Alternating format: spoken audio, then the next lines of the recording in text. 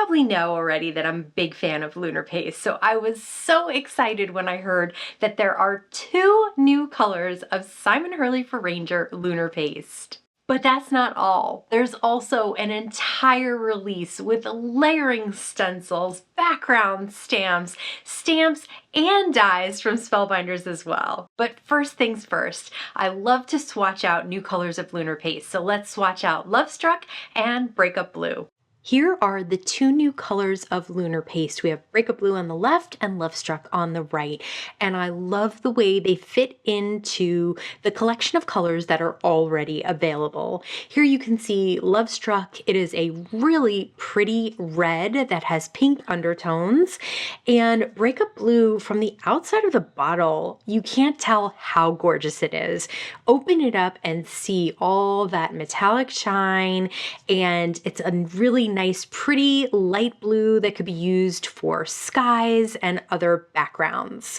When I swatch, I like to use white cardstock and black cardstock because Lunar Paste shows up a little differently on darker colored cardstocks and white cardstocks. So I have tags cut out in both of those colors, and I also like to do a smear with a palette knife and a little blending with a domed foam blender, because those are the 2 main ways that I like to use Lunar Paste. So I want to see how the color looks when it is smeared with a palette knife and it's a slightly thicker application. Then also when it's blended out, it's a little bit thinner, and you can see how gorgeous these 2 new colors are. Now let's take a flip through all the other new products from this amazing release.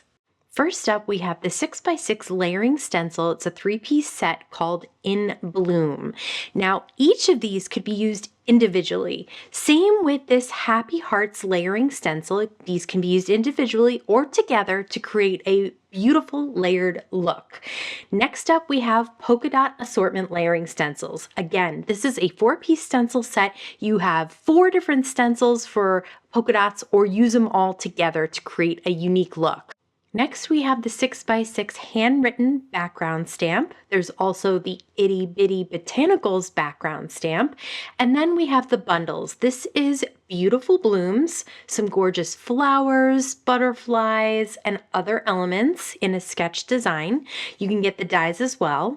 Then we have the Big Hugs bundle, which is a super fun set with 3 different critters, some great sentiments, and accessories for them either to hold or have in front of them. Just a really fun, playful set. Also, there are dies to cut everything out. All of the images can be cut out. This is the Easter Bunnies bundle. Again, some really sweet bunnies and chicks and other elements. There's a flag for the sentiments, and all of the images can be cut out with the dies. To start out, let's use the stencils and the background stamps to create some backgrounds for our cards.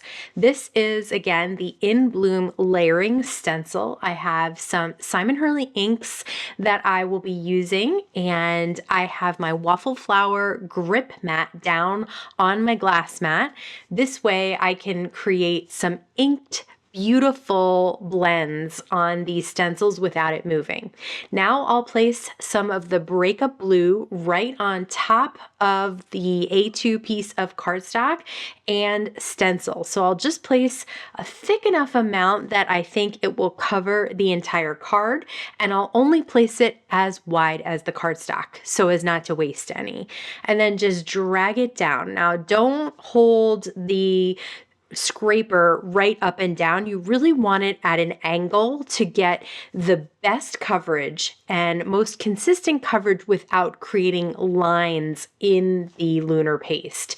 So a really deep angle of that scraper will help you achieve that, even if you have to go back over it a couple of times like I did to fill in all the spots. But look at that Lunar Paste. It's dimensional, it's shiny, and it's a beautiful color. I love that new color. For this background, we'll be using the Polka Dot Assortment layering stencils. And instead of pinks and reds, I'm going for an assortment of blues today. I have a couple of Simon Hurley inks, No Diving and Clear Skies, but I also have a couple of Distress Oxides. So a lighter blue in Tumbled Glass to start out. You want to start with the lightest color and the largest dot, and that will help you create that look where you can layer them on top of each other. And it's so cool when you create this, it has that sort of 3D effect to it. So next size of the dots will be the next darkest color, and on and on. For this medium dot, I'm using the No Diving, and you can start to see how it's coming together. And then for the tiniest dot, I will use Chipped Sapphire. Again, you could use Lunar Paste in place of any of these colors, but I love the way it looks even with just inks. Here's those hearts. So I have the background in Cheeky, which is a Simon Hurley ink, and now I will place some Love Struck on top for the second stencil, which has the smaller sized hearts. I love the combination of pink and red with the white background. Here's the Itty Bitty Botanicals stamp. Now I have my original Misty here. I have a waffle flower grit mat inside. This way I can place my A2 piece of cardstock a little up from the bottom and to the right from the left-hand side, and that will give me complete coverage from edge to edge on my cardstock. Here's the Handwritten. I'm using Simon Hurley dye ink pad on the Handwritten background stamp, and this time I'm stamping on pink cardstock. That dark gray on the pink cardstock looks so cool, and you get such a great impression with a rubber stamp like this. Next, I'll use the same Handwritten stamp to create a heat embossed look. I've stamped with Versamark ink on white cardstock, and I'll pour some gold embossing powder on top.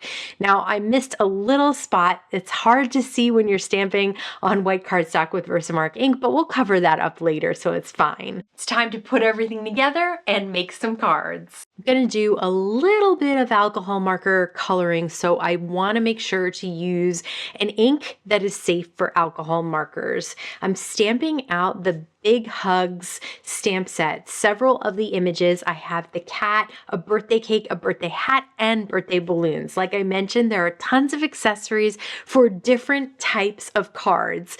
And I love this cat, so I thought I would put some little pink toe beans on the hands and pink ears and a pink mouth, and then just go with gray. I am doing a little bit of shading where I have the brightest spot on the cat being the center where the belly is, and then just some light gray on around the eyes and the mouth. For the balloons, I'll color them in the colors that are going to be in the background. For this card, the background I'm using is the Lunar Paste on top of Ink in Bloom stencil. I'll cut it down to 4 by 5 1/4, and I've die cut out all my images. I'll place that background on some red cardstock, and now I've cut out an arch of vellum paper. This way I can have my critter and my little accessories on the vellum that will tone down the background a little bit so that you really pay attention to what's important, which is the images and the sentiment.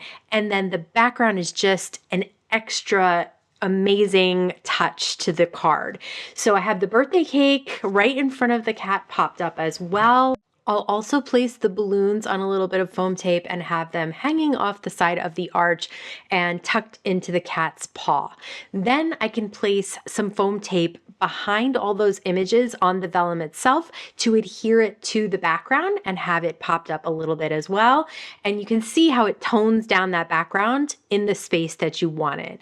I've also stamped the Make-A-Wish sentiment, and I'm cutting it into a sentiment strip. I have this thin foam tape that's perfect for sentiment strips like this, and I'll place that right on top. I had so much fun making this card. I think these critters are so cute, and I love all the accessories they come with.